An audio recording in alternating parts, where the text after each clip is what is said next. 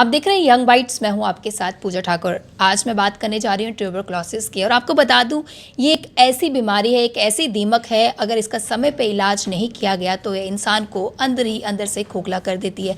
क्या इसकी जानकारी, क्या कुछ मेडिसिन हमें लेनी चाहिए, किस तरह से इसका ट्रीटमेंट करना चाहिए, इसी सभी जानकारी के लिए हमारे साथ जुड़ने जा रहे हैं district tuberculosis officer doctor Meenakshi कोतवाल जी। मैम, आपका बहुत बहुत स्वागत है young bytes. Thank you so much. Ma'am, हमेशा से चर्चा ऐसी रहती है, अब तो हमारी गवर्नमेंट ऑफ इंडिया ने भी एक इनिशिएटिव लिया है कि हमारे पूरे देश को जो है टीबी मुक्त करना है। सबसे पहले ये जानूंगी कि टीबी आखिर है क्या? टीबी माने ट्यूबरक्लोसिस तपेदिक, जिसको हम अपनी भाषा में तपेदिक बोलते हैं, छोटे में टीबी बोलते हैं।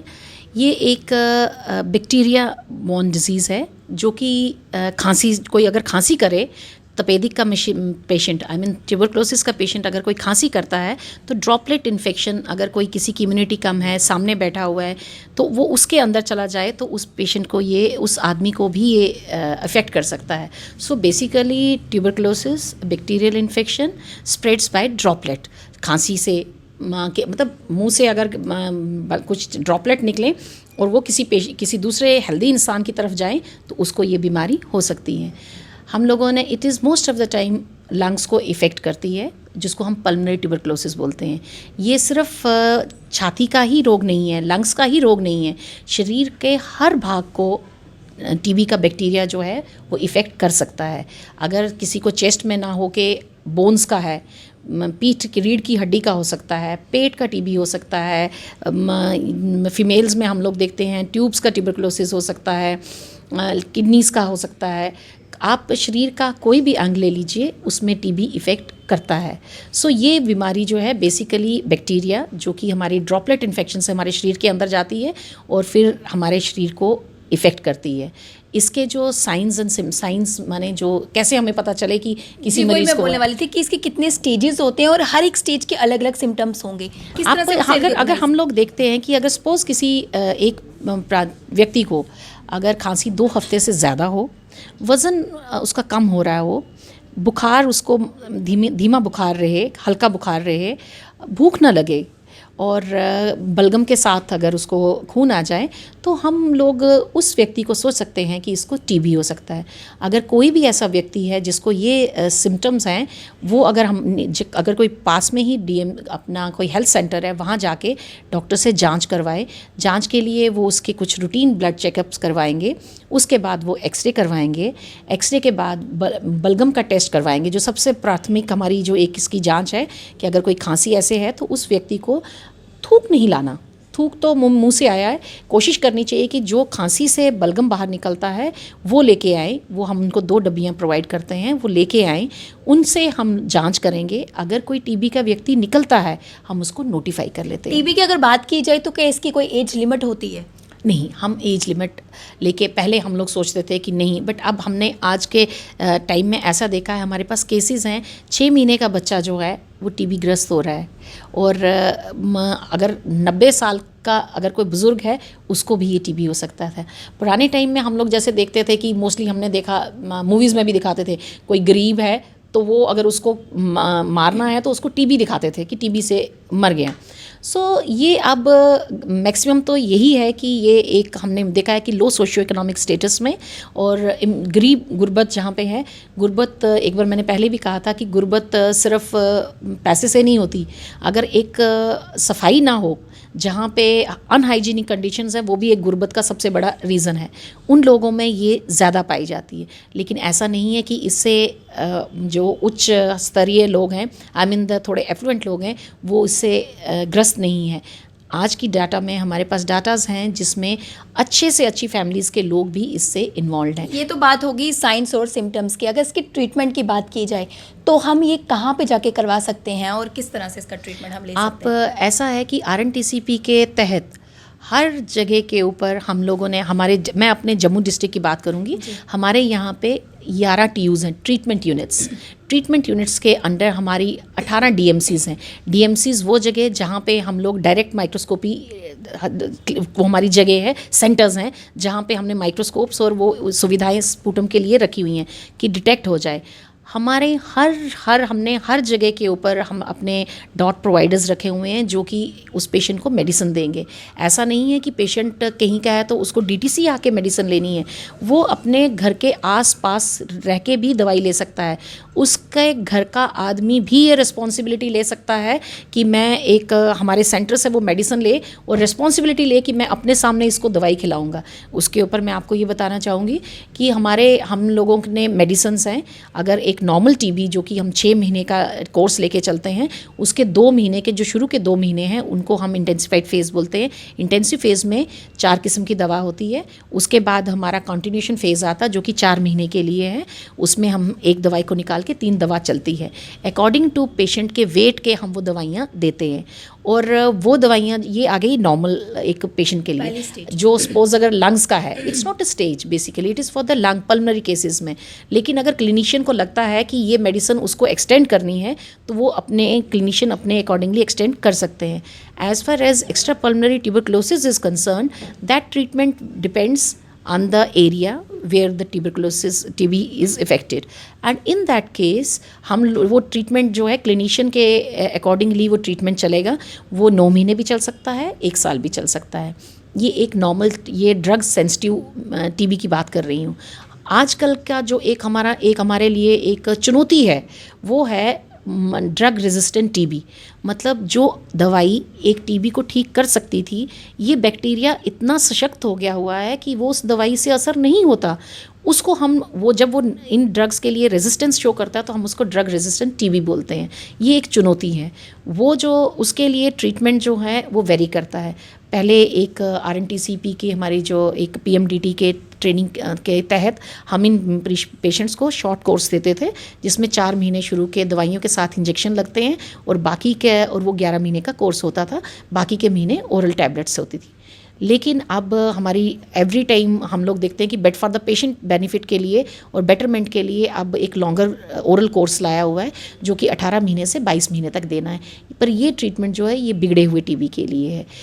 सारी दवाइयाँ अगर पेशेंट को खुद लेनी हो, ये हज़ारों में और समटाइम्स लाख में भी खर्चा जा सकता है।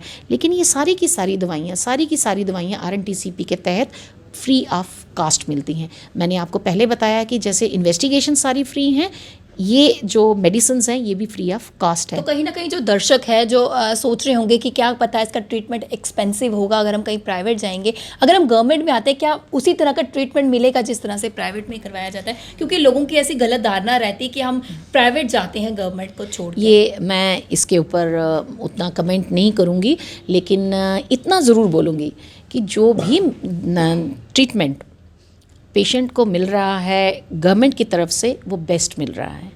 उसमें आपने सिर्फ अपनी सिम्टम्स लेके हमारे पास आना है, बाकी सारी की सारी जिम्मेवारी जो है वो गवर्नमेंट ले रही है और फ्री ऑफ कॉस्ट है। और फ्री ऑफ कास्ट है।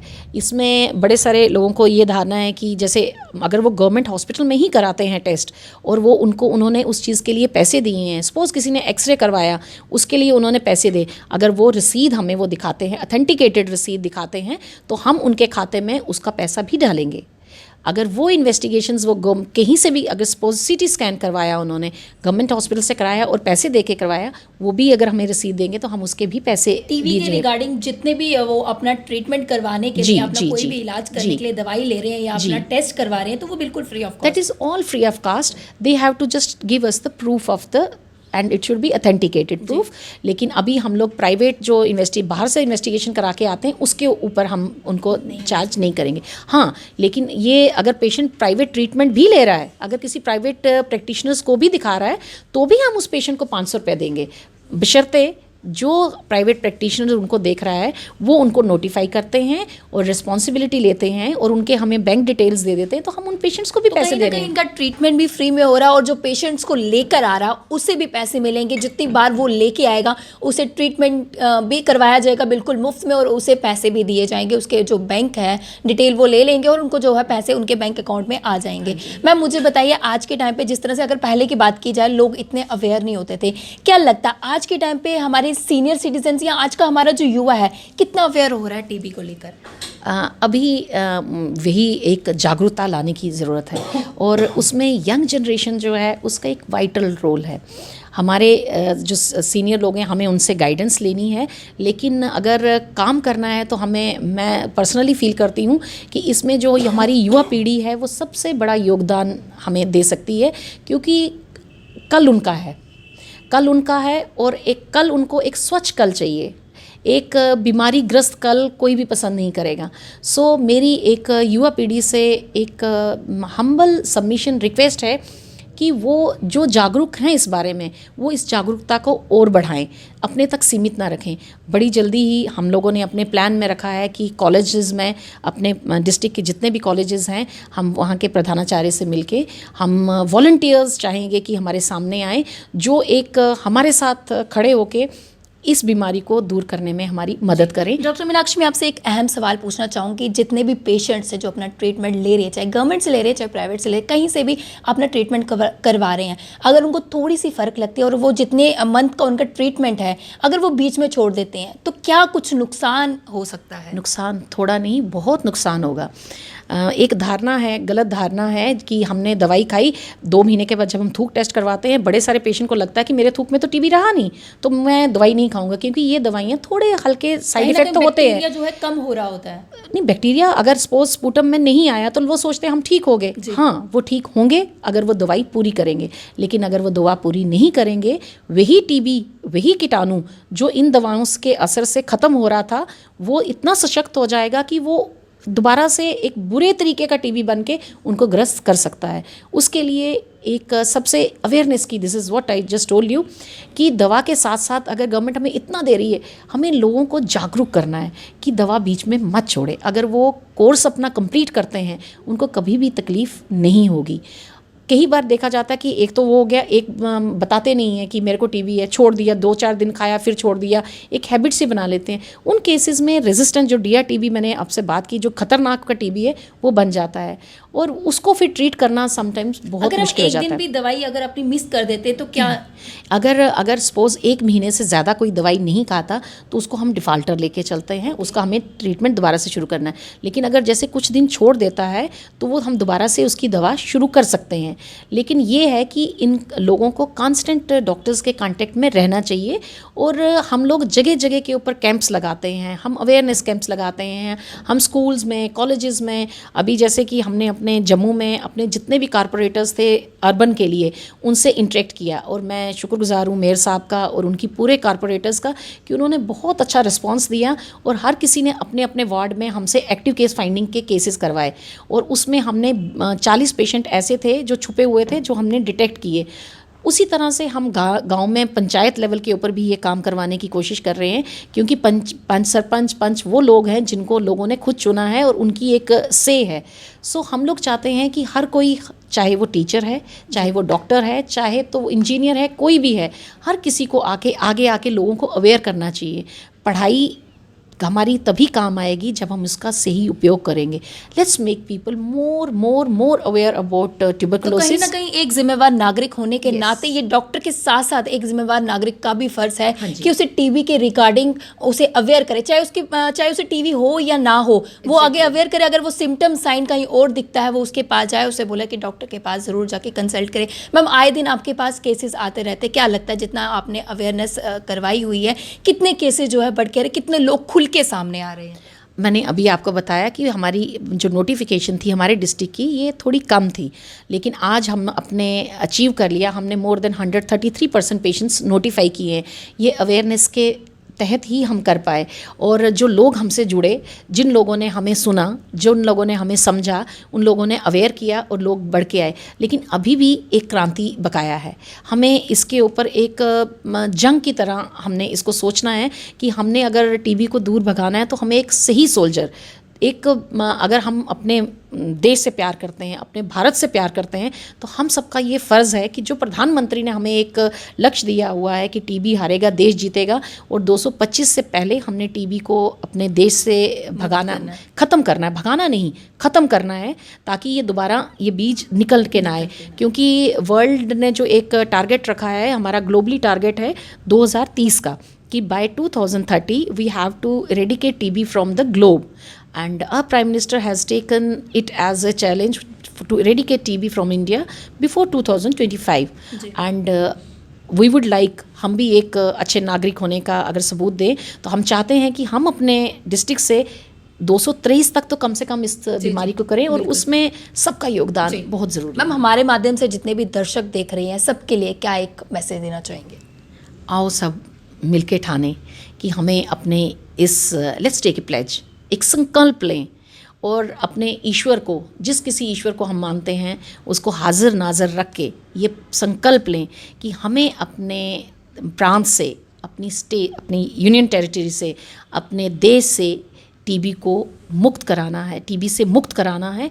और ये तभी हो पाएगा जब हम अपना हर स्वार्थ छोड़ के निस्वार्थ भाव से सामने आके इसका प्रचार करें, और उस पेशेंट को, उस व्यक्ति को जो अज्ञानता में जी रहा है उसको थोड़ा ज्ञान देके आगे लेके आए, ताकि उसमें बीमारी ख़त्म हो। और जब एक पेशेंट की बीमारी ख़त्म होगी तो वो जो स्प्रेड कर रहा है वो ऑटोमेटिकली ख़त्म हो जाएगा और हम एक स्वच्छ भारत की तरफ आगे थैंक जाएंगे। यू सो मच मैम, हमारे साथ जुड़ने के लिए, कीमती जानकारी देने के लिए। Thank you so much. Thank you. तो हमारे साथ इस वक्त जुड़े थे डॉक्टर मीनाक्षी कोतवाल। काफ़ी अच्छा मैसेज उन्हें सभी व्यूअर्स के लिए दिया, और ट्यूबरक्लोसिस को लेकर क्या सिम्टम्स हैं, किस तरह से हम इसका ट्रीटमेंट करवा सकते हैं, और जो उन्हें लेके आएगा पेशेंट्स को, उनको किस तरह का फ़ायदा हो सकता है, ये भी उन्होंने बताया। और साथ ही साथ ये भी कहा कि हमें एक डॉक्टर्स तो अपने काम पर लगे हुए हैं, एक जिम्मेवार नागरिक होने के नाते हमें ये संकल्प लेना चाहिए कि टीबी को हमारे देश से जो है दूर भगाना चाहिए, बिल्कुल ख़त्म कर देना चाहिए। ये हम लोगों के हाथ में ही है और हम लोग ही इसके अवेयरनेस कर सकते हैं।